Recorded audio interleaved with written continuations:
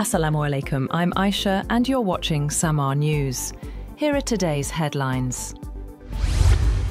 Ukraine is preparing to submit a revised peace plan to the White House as President Volodymyr Zelensky firmly rejects any territorial concessions to Russia. Kyiv aims to offer alternatives to the United States after Zelensky reiterated that surrendering land is off the table. He said during a press briefing with European and NATO leaders they have no legal right to do so under Ukrainian law, constitution and international law. The Ukrainian president highlighted that any change in borders would require public approval via a referendum.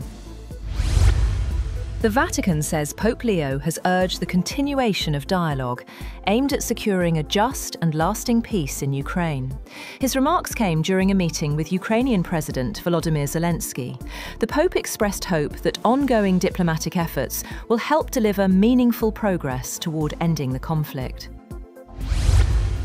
A new securities filing reveals that Paramount Skydance's last-minute, hostile $108 billion bid for Warner Bros. Discovery was driven by what it saw as Warner Bros.' lack of responsiveness.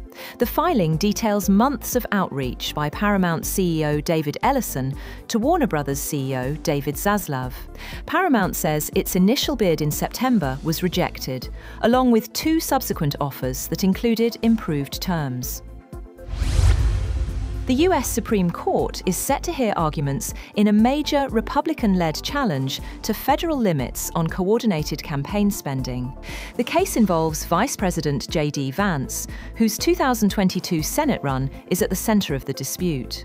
Republican committees, and now the Trump administration, argue that coordinating spending between parties and candidates should be protected under the First Amendment. The court's decision could reshape how money flows through American elections.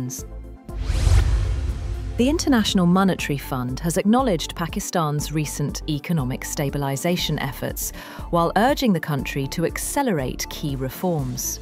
IMF Deputy Managing Director Nigel Clark emphasised the need for private sector-led growth, energy sector restructuring, and enhanced disaster resilience.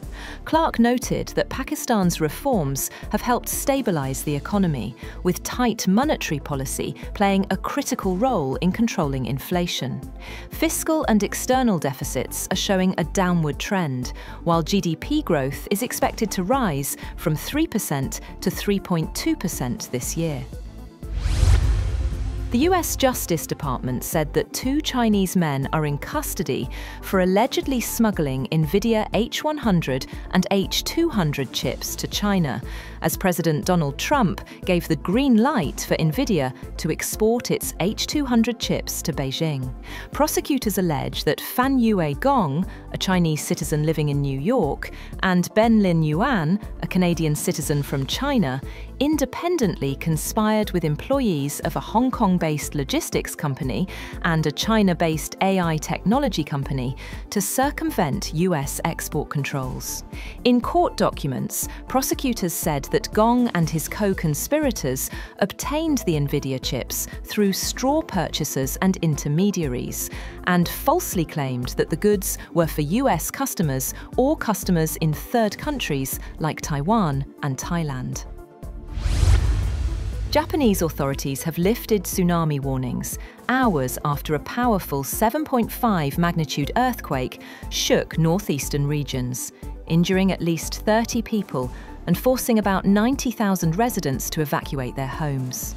The earthquake struck off the coast on Monday, and the Japan Meteorological Agency said a tsunami as high as 10 feet could hit the country's northeastern coast. Warnings were issued for the prefectures of Hokkaido, Aomori and Iwate, and tsunamis from 7 to 27 inches high were observed at several ports.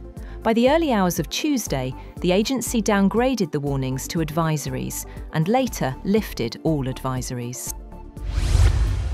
Global leaders have pledged $1.9 billion to advance polio eradication, accelerating efforts to protect 370 million children from polio each year amid significant funding cuts.